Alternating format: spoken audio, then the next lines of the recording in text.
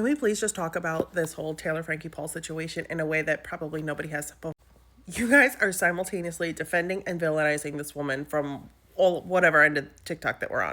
And I have a bone to pick with that.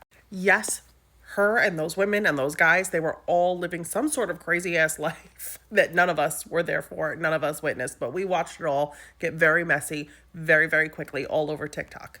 And you all ate that shit up.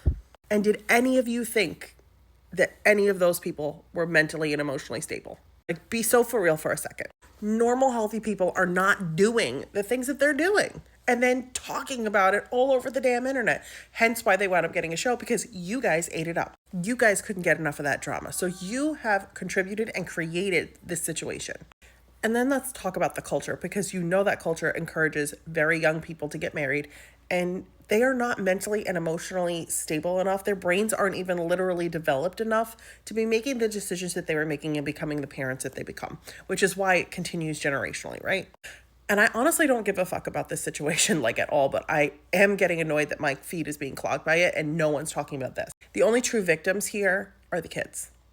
The only true victims here is the child. I definitely think that she was experiencing reactive abuse, and I definitely think her dude was behind the camera really egging that shit on, because I have a sneaking suspicion he is an abuser. But she also became an abuser when she was experiencing reactive abuse and behaving the way that she did. Maybe not necessarily an abuser to him if that's your thought, but definitely a participant in an abuse towards her child. And as someone who experienced reactive abuse and felt the things that I could see that she was feeling in that video, the motherhood in me would never allow myself to behave that way for my children.